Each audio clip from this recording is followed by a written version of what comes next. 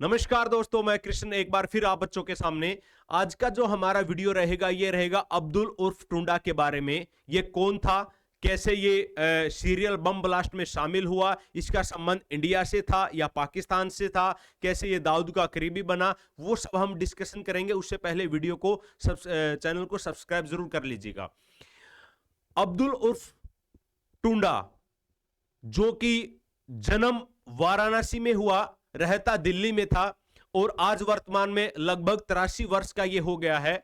1980 में ये दिल्ली में ही होम्योपैथिक की अपनी दवाइयों की दुकान चलाता था, लेकिन जैसे ही वहां पे 1993 में राम मंदिर विवाद हुआ, उसके बाद ये पाकिस्तान चला गया राम मंदिर विवाद में। और राम मंदिर विवाद में जो बाबरी मस्जिद है उसका जब विघटन किया गया तो उसके विरोध में ये वहां पे गया और ऐसा कहा जाता कि इन्होंने आईएसआई से भी ट्रेनिंग लिया। उसके बाद ये धीरे धीरे बम ब्लास्ट के काफी सारे सीरियल मामलों में ये आरोपी था। और आज ये चर्चा में क्यों है, अगर हम अब्दुल करीम की बात करें कि आज इसकी चर्चा में क्यों है, चर्चा में इसलिए है क्योंकि वर्तमान में ये अजमेर की टाडा न्यायालय के द्वारा इसको आतंकवादी गतिविधियों के आरोपों से बिल्कुल बरी कर दिया गया है। मींस जो सीरियल जो ब्लास्ट हुए थे उनमें इसका किसी प्रकार का कोई रोल नहीं था, ऐसा कहकर सबूतों के अभाव में इसको बरी कर दिया गया है। अब बात करते हैं कि अजमेर की टाडा न्यायालय ने, देखो टाडा न्यायालय का मतलब है वो न्यायालय जो आपकी आतंकवादी गतिविधियों से संबंधित केसों की सुनवाई करते हैं। भारत में सिर्फ तीन ही टाडा न्यायालय है। एक आपका अजमेर में है, एक आपका श्रीनगर में है और एक आपका मुंबई में है। और ये फैसला जो सुनाया है ये अजमेर की टाडा न्यायालय के द्वारा सुनाया गया है, जबकि 2 अन्य और आरोपी थे उनको उम्र कैद की सजा दी गई है। अब बात करेंगे कि लश्कर ए तैयबा के संपर्क में भी इसको माना जाता है।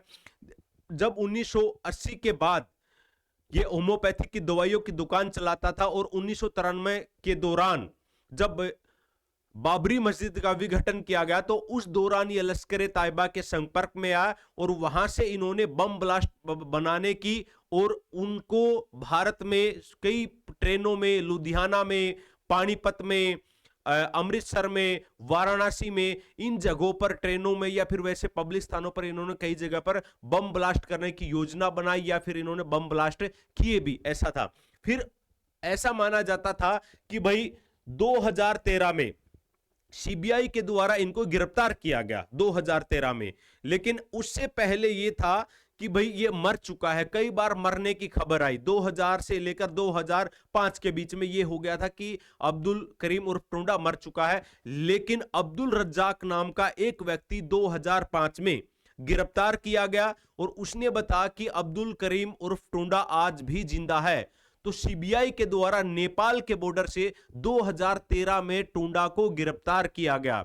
गिरफ्तार करने के बाद फिर हम बात करेंगे कि भाई ये इतना लंबा केस सुना चला और इसकी इन्वॉल्वमेंट भी है, काफी सारे केसों में इन्वॉल्वमेंट है। 1900 आप ये मानिएगा कि 96 से लेकर 98 तक जितने भी सीरियल ब्लास्ट हुए उनमें इसका नाम आता है बार बार, लेकिन इनको बरी कर दिया गया। क्यों? क्योंकि सबूतों के अभाव में। इंडिया में आपको पता है कि भी ऐसा बहुत बार होता कि भी हमें पता होता कि भी इसकी इन्वॉल्वमेंट है, लेकिन कोर्ट आपको वही फैसला सुनाता है जब तक उनको कंफर्म ना हो जाए।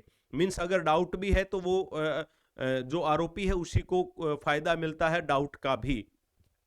अब बात करेंगे कि भी इनको टुंडा के नाम से क्यों जाना जाता है। देखिएगा 1986 की बात थी जब ये आईएसआई से ट्रेनिंग ले रहे थे, तो उस दौरान इनको बम बनाने की कला सिखाई गई और बम बनाने की कला के दौरान जब ये बम बना रहे थे तो सीरियल मतलब बम ब्लास्ट हो गया। उसके कारण इसका जो दाया हाथ था वो आपका बम में उड़ गया और उसके बाद से इसको अपंग के नाम से या फिर टुंडा के नाम से जाना जाता है। लेकिन अब ये बरी हो चुका है अजमेर से, सारे आरोपों से बरी है। अब ये वापस पाकिस्तान अपने जगह पे जाके रह सकता है। तो इसी प्रकार की वीडियोस देखने के लिए चैनल को सब्सक्राइब जरूर कीजिएगा। Thank you for watching this video.